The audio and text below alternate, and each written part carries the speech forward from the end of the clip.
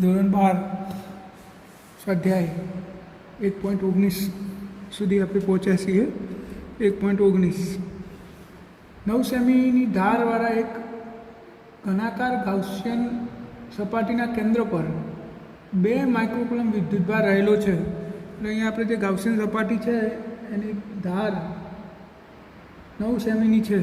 એટલે આપણે આર બરાબર 9 સેમી લઈ લઈએ અને એની પર રહેલો વિદ્યુતભાર ક્યુ 2 માઇક્રોકુલમ છે. તો આ સપાટીમાંથી કુલ વિદ્યુત ફ્લક્સ કેટલું? તો ગાઉસના નિયમ પ્રમાણે કોઈ પણ બંધ પૃષ્ઠમાંથી બહાર આવતું ફ્લક્સ ફાઈ બરાબર શું થાય? ક્યુ અપોન એપ્સાઇલન 0. તો ક્યુ કેટલો? 2 ગુણ્યા 10⁻⁶ અને એપ્સાઇલન 0 8.85 ગુણ્યા 10⁻12. આપણે અહીંયા ત્રિજ્યાની કોઈ જરૂર, બાજુની લંબાઈ કે ત્રિજ્યાની કોઈ જરૂર નહીં. આપણે ગાઉસના નિયમમાં ભણી ગયા છીએ કે બહાર આવતું ફ્લક્સ એ સપાટીના આકાર પર આધાર રાખતું નથી. તો અહીંયા જવાબ આવ્યો આપણો 2/8.85 0.225 ગુણ્યા 10⁻+6 therefore 2.25 ગુણ્યા 10⁵ ન્યૂટન મીટર સ્ક્વેર પ્રતિ કુલમ. આપણું ફ્લક્સ આવી ગયો. તો ખૂબ સરળ દાખલો છે, નાનો જ છે. 1.20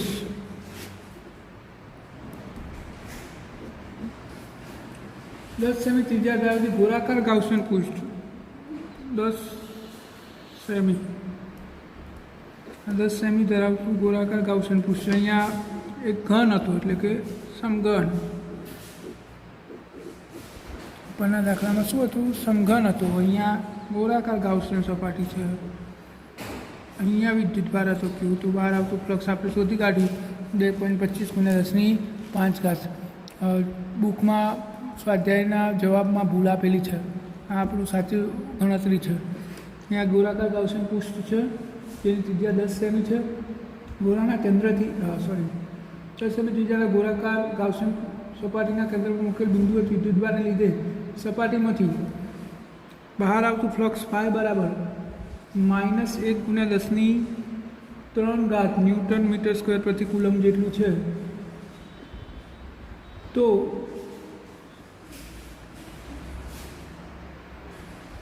સપાટીની ત્રિજ્યા બમણી કરવામાં આવે તો ફ્લક્સ કેટલું પસાર થશે?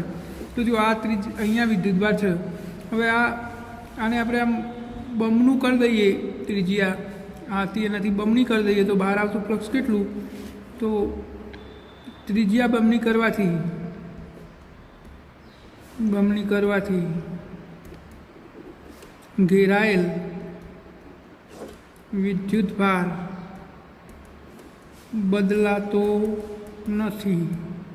તેથી ફ્લક્સ પણ બદલાતું નથી. એટલે એટલું ને એટલું જ ફ્લક્સ રહેશે. ફ્લક્સમાં કોઈ ફેરફાર થાય નહીં.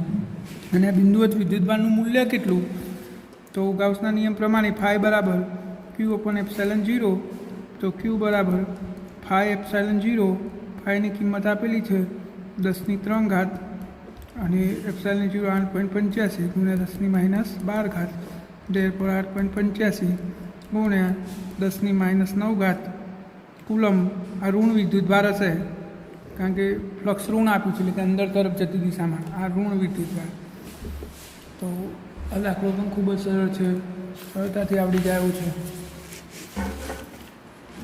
જોઈએ 1.21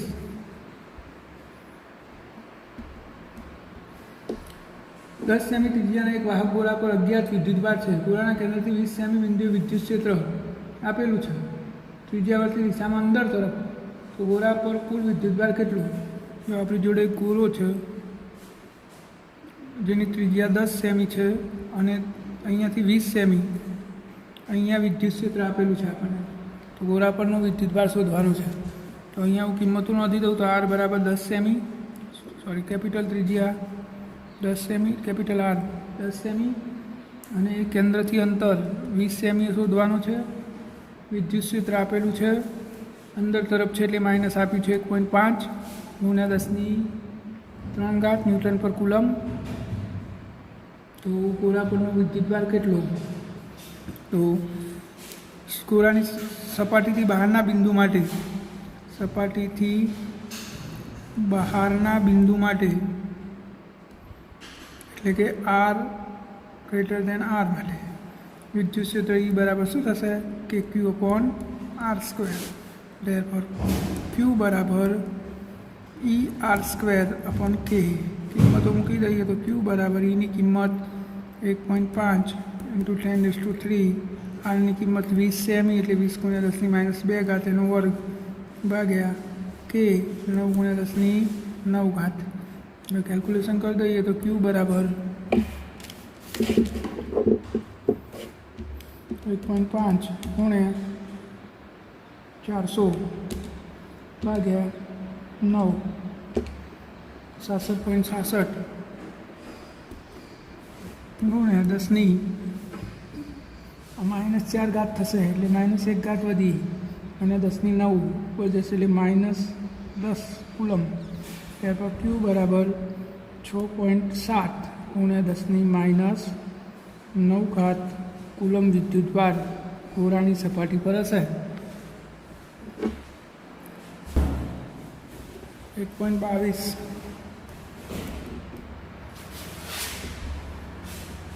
2.4 મીટરનો વ્યાસ ધરાવતા એક સમાન વિદ્યુતભાર ગોળા પર વિદ્યુતભારની પૃષ્ઠ ઘનતા જો ત્રિજ્યા આપેલી છે 2.4 મીટર અને પૃષ્ઠ ઘનતા એટલે સિગ્મા આપેલો છે આપણને 80 માઇક્રોકુલમ પર મીટર સ્ક્વેર. તો ગોળા પરનો વિદ્યુતભાર શોધો.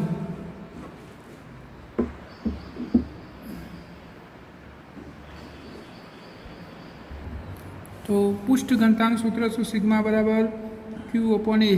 આપણે Q શોધવાનું છે તો Q બરાબર સિગ્મા એની કિંમત ગોળો છે એટલે 4πr². કિંમતો મૂકી દઈએ તો સિગ્માની કિંમત છે 80 માઇક્રો એટલે 10⁻⁶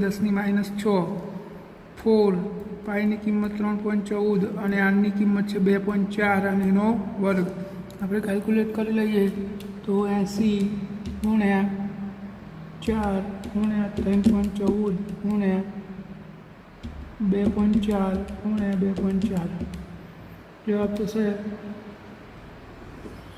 5787.6 × 10⁻⁶. Therefore 1 2 3 5.8 10⁻³ કુલમ આટલું વિદ્યુતભાર હશે. હવે બી ગોળાની સપાટીમાંથી બહાર આવતું ફ્લક્સ તો ફાઈ બરાબર Q/ε0. તો ફાઈ બરાબર Q આવ્યો આપણો 5.8 × 10⁻³ ε0 8.85 × 10⁻12. તો આપણે કેલ્ક્યુલેટ કરી દઈએ તો 5.8 ભાગ્યા 8.85 0.65. તો ફાઈ બરાબર 0.65 ગુણ્યા 10⁹.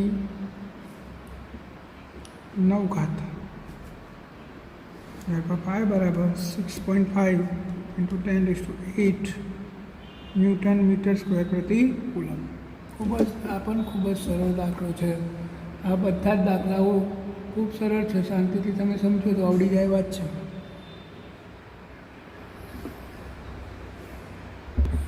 એક 1.23 અનંત લંબાઈનો રેખીય વિદ્યુતભાર 2 સેમી અંતરે 9 × 10⁴ ન્યૂટન પર કુલમ વિદ્યુત ક્ષેત્ર ઉત્પન્ન કરે છે.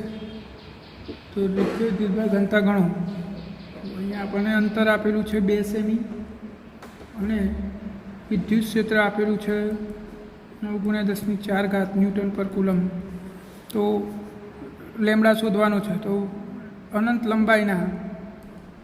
લંબાઈના વિદ્યુતભારિત તાર વડે ઉદ્ભવતું વિદ્યુત ક્ષેત્ર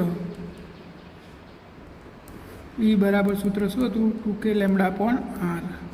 તો આપણે અહીંયા લેમડા શોધવાનો છે, તો લેમડા બરાબર ER/2K. એની કિંમત 9 × 10⁴, આરની કિંમત 2 સેમી એટલે 10⁻², 2 Kની કિંમત 9 × 10⁹, 9 9 કેન્સલ, 2 2 કેન્સલ, therefore 10⁻11 એટલે 10⁻7 કુલમ પર મીટર.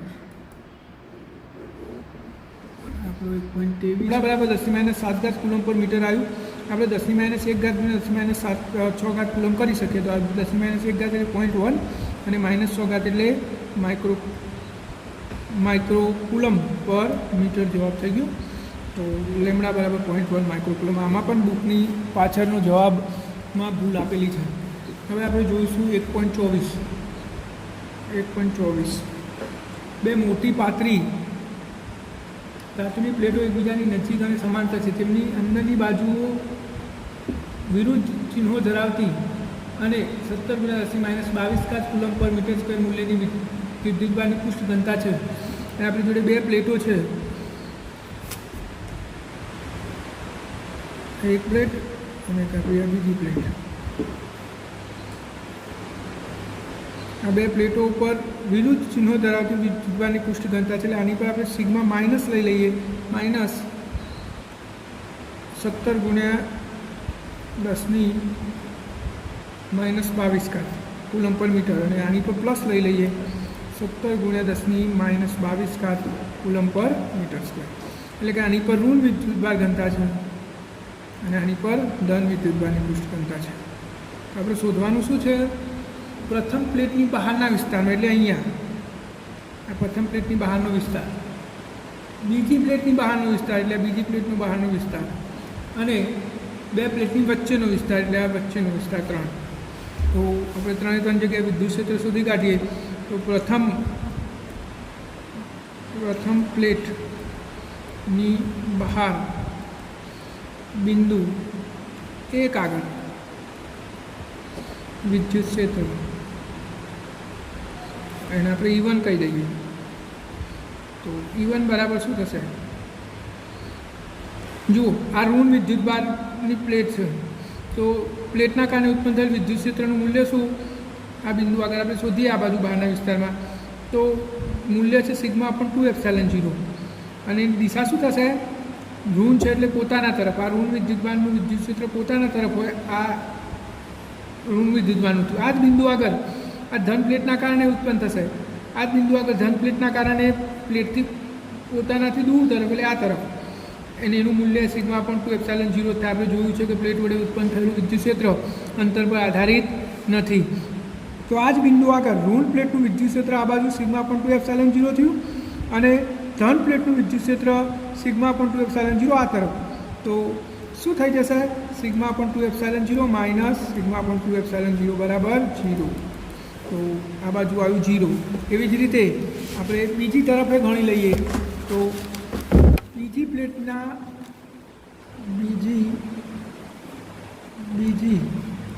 પ્લેટના બહારના બિંદુ 2 આગળ વિદ્યુત ક્ષેત્ર. ત્યારે શું થશે? જુઓ, E2 બરાબર આપણે આકૃતિમાં જોઈએ તો અહીંયા શું થશે? અહીંયા હું વિદ્યુત ક્ષેત્ર શોધું. આ ધન પ્લેટ છે એનું વિદ્યુત ક્ષેત્ર એનાથી દૂર તરફ આ બાજુ હોય σ/2ε0, અને આ ઋણ પ્લેટનું અહીંયા પોતાના તરફ σ/2ε0. તો અહીંયા બે વિરુદ્ધ થયા. તો અહીંયા પણ જવાબ શું થશે? 0 થશે. σ/2ε0 - σ/2ε0 = 0. હવે વચ્ચેના વિસ્તારની વાત રહી. તો બે પ્લેટના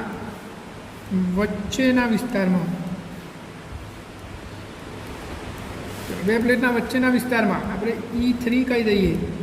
તો શું થશે? જુઓ હવે આકૃતિમાં આ ઋણ વિદ્યુતભારનું વિદ્યુત ક્ષેત્ર પોતાના તરફ σ/2ε0, અને આ ધન છે તો ધનનું પોતાનાથી દૂર તરફ એટલે આ બાજુ σ/2ε0. બંને એક જ દિશામાં થયા. તો સરવાળો થશે. તો σ/2ε0 + σ/2ε0, therefore σ/ε0 ધનથી ઋણ પ્લેટ તરફ. તો આપણું વચ્ચેના વિસ્તારનું વિદ્યુત ક્ષેત્ર સિગ્મા અપોન એપ્સિલોન 0 જેટલું થાય, જેવું કેપેસિટરની બે પ્લેટ વચ્ચે હોય છે એ જ. તો આટલો આપણો જવાબ થશે. તો અહીંયા 1.24 પૂરો થાય છે. હવે આપણે જોઈએ 1.25.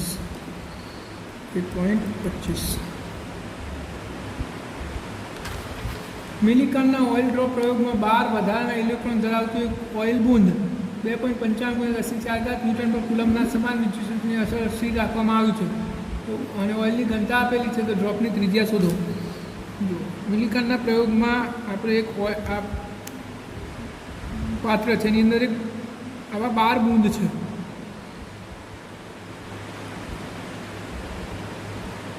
એક બૂંદ છે 12 ઇલેક્ટ્રોન ધરાવતું.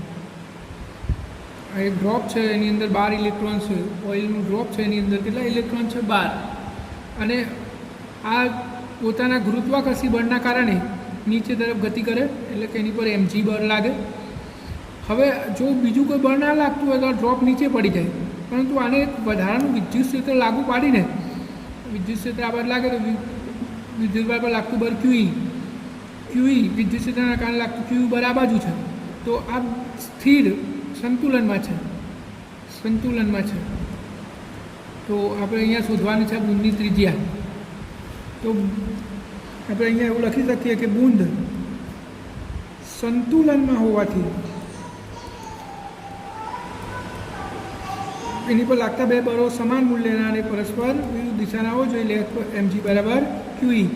mg ગુરુત્વાકર્ષી બળ છે, QE વિદ્યુત બળ.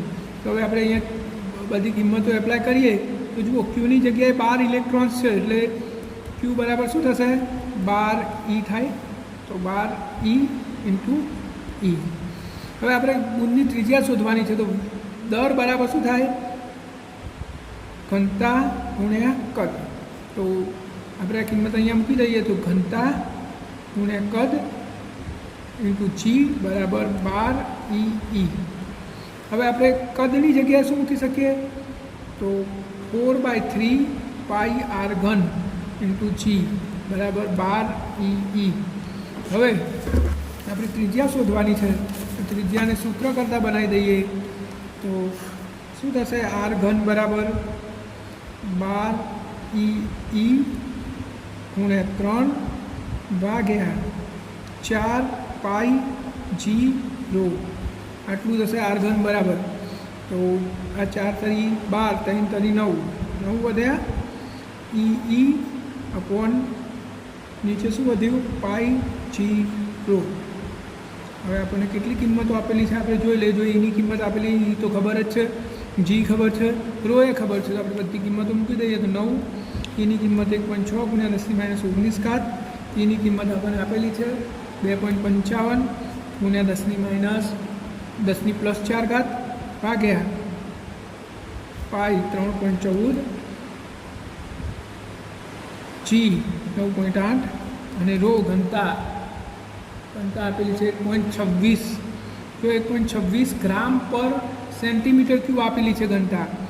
1.26 ગ્રામ પર સેમી ક્યુબ, અને આપણે કેજી પર મીટર ક્યુબમાં ફેરવવું પડે. તો 1.26 ગ્રામ એટલે 10⁻3, સેમી એટલે 10⁻2, અને એનો ઘન.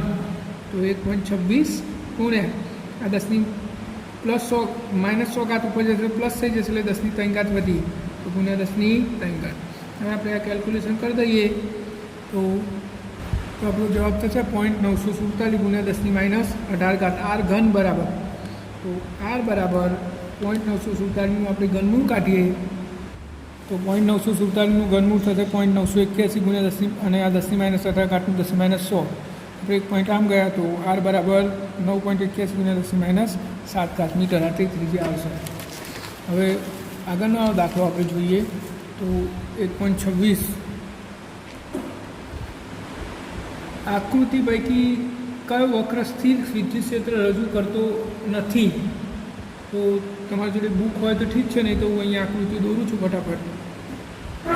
આ રીતે આપણને તીર આપેલા છે, ધન વિદ્યુત ભાર છે આની પર પૃષ્ઠ પર.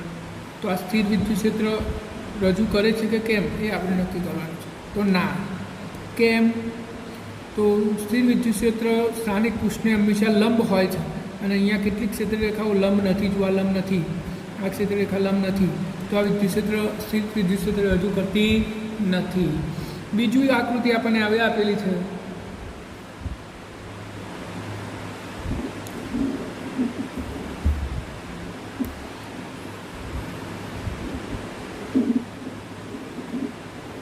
બીજી આકૃતિ આપણને આવી આપેલી છે. આ ઋણ વિદ્યુતભાર છે અને ક્ષેત્રરેખાઓ ઋણ વિદ્યુતભારમાંથી બહાર નીકળે છે. જુઓ, આ ઋણ વિદ્યુતભારમાંથી બહાર નીકળીને ધન વિદ્યુતભારમાં જાય છે. ત્યારે આપણે વિદ્યુત ક્ષેત્રની લાક્ષણિકતાઓ ભણી ગયા છીએ કે વિદ્યુત ક્ષેત્રરેખાઓ ધન વિદ્યુતભારમાંથી બહાર નીકળીને ઋણ વિદ્યુતભારમાં અંત પામે. જ્યારે અહીંયા ઊલટું છે, એટલે કે આ પણ સ્થિર વિદ્યુત ક્ષેત્ર રજૂ કરતી નથી. બીજી આકૃતિ છે આવી, આ ધન, આ એ ધન, અને એની ક્ષેત્રરેખાઓ આવી રીતે દર્શાવેલી છે. એટલે કે વચ્ચેના ભાગમાં ક્ષેત્રરેખાઓ નહીં, બીજા બધી જગ્યાએ ક્ષેત્રરેખાઓ ધનમાંથી દૂર તરફ જાય છે. તો આ વિદ્યુત ક્ષેત્ર રજૂ કરે છે, સાચું છે, આ સાચું. પછી ચોથી આકૃતિ છે આવી આકૃતિ છે, આ ધન, અહીંયા ધન. તો આ રીતે ક્ષેત્રરેખાઓ છે.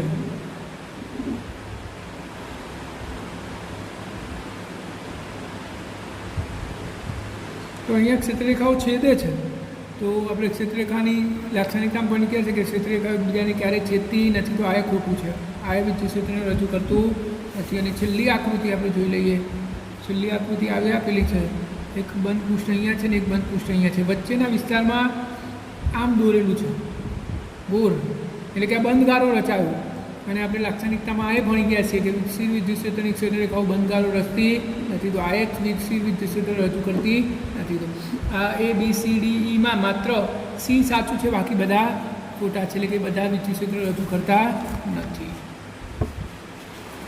1.27 અવકાશમાં અમુક વિસ્તારમાં બધે વિદ્યુત ક્ષેત્ર ઝેડ દિશામાં છે અને વિદ્યુત ક્ષેત્રનું માન અચળ નથી. એ ઝેડ દિશામાં નિયમિત રીતે ઘટતું જાય છે. કેટલા દરથી? તો જો ઘટાડાનો દર એટલે D/dz, ઝેડ દિશામાં ઘટે છે એટલે હું dz લખું છું. વિદ્યુત ક્ષેત્ર ઘટે છે કઈ દિશામાં? ઝેડ દિશામાં. એટલે કે તમે DE/dz અથવા તો E/z લખો. અને આ કેટલું આપેલું છે? 10⁵ ન્યૂટન પર કુલમ ના દરથી વધે છે. તો ઋણ ઝેડ દિશામાં ડાયપોલ મોમેન્ટ આપેલી છે 10⁻⁷ કુલમ મીટર. તો તંત્ર વડે અનુભવાતું બળ અને ટોર્ક શોધવાનું છે. તો આપણે બળ અને ટોર્ક બંને શોધવાનું છે. આપણે આવું કહી શકીએ F બરાબર QE થાય બળ માટે આવું થાય F બરાબર QE. હવે જો P બરાબર Q ઇન્ટુ અંતર, બે વિદ્યુતભાર વચ્ચેનું અંતર, એટલે આપણે અહીંયા R લીધું. બે વિદ્યુતભાર વચ્ચેના અંતરને આપણે R લઈએ તો Q બરાબર શું થાય? P/R. તો અહીંયા આપણે કિંમત મૂકી દઈએ તો F બરાબર Qની જગ્યાએ થશે P/R ઇન્ટુ E. તો F બરાબર P/R. હવે આપણે ત્રણેય દિશાની આ વ્યાપક સૂત્ર થયું, પણ ત્રણેય દિશાના ઘટકોના સ્વરૂપમાં દર્શાવીએ તો F બરાબર Px DE/dx plus Py DE/dy plus Pz DE/dr dy અને આ dz. તો આ બે તો 0 છે, ઝેડ દિશામાં જ છે વિદ્યુત ક્ષેત્ર. તો F = PZ DE/dz. તો હવે આપણે કિંમતો મૂકીએ તો આ 10⁻⁷ અને આ 10⁻⁵. તો F બરાબર જવાબ થયો આપણો 10⁻² ન્યૂટન. આટલું બળ અનુભવશે. હવે આપણે ટોર્કની વાત કરીએ તો ટોર્ક કેટલું લાગશે?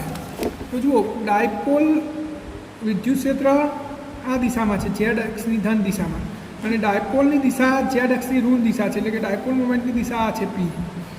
તો ટો બરાબર P sin થીટા બરાબર શું થશે? 180. તો ઝેડ બરાબર ટો બરાબર 0. ટોર્ક કેટલું લાગશે? 0. હવે જોઈએ આપણે 1.28.